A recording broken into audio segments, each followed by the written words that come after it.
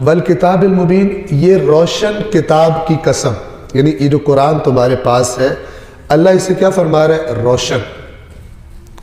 یہ ساری آیات قیامت کے دن ان کے خلاف گواہی دیں گی جو کہتے ہیں قرآن سمجھ میں نہیں آتا۔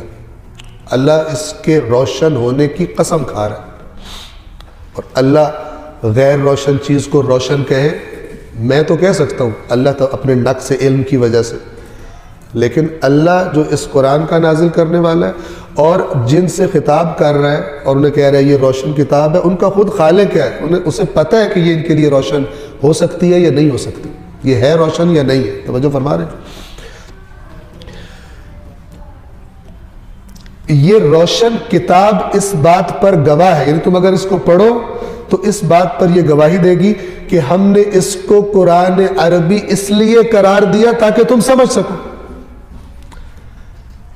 ورنہ حقیقت میں یہ اتنی بلند باتیں الکتاب، جسے قرآن کریم لوح محفوظ کہتا ہے، سورۃ البروج کے آخر میں فرمایا بل ہوا قرآن مجید، یہ قرآن بڑا بزرگوار ہے، بڑا عظمت والا ہے، فی لوح محفوظ، لوح محفوظ میں۔ تو لوح محفوظ میں کس شکل میں تھا؟ انسان اس کو سمجھ نہیں سکتے تھے۔ تو اللہ فرما رہا ہے کہ اب اس قرآن کا روشن ہونا، سمجھ میں آ جانا، جس کی ہم قسم کھا رہے ہیں، یہ گواہی دے رہا ہے کہ ہم نے اسے قرآن عربی قرار دیا۔ کس لیے؟ لوح محفوظ میں اس حالت میں نہیں تھا یہ علم الہی کو ہم نے قرآن عربی کی شکل میں قرار دے دیا۔ کس لیے؟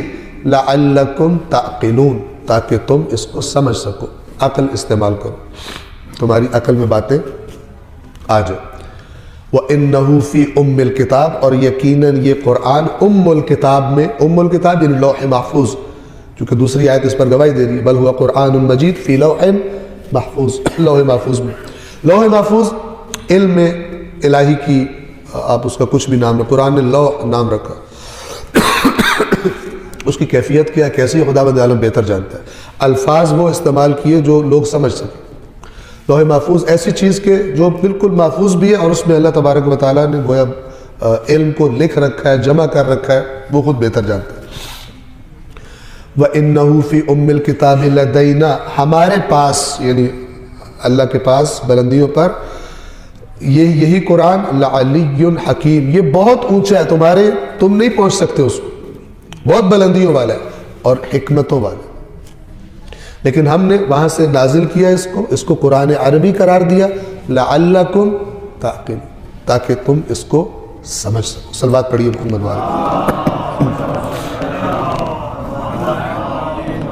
اتنی تاکید سے اللہ نے کہا کہ ہم نے اسے یہ کیا تاکہ تم سمجھ سکو، اور ہم نے آرام سے کہا کہ سمجھ میں نہیں آتا۔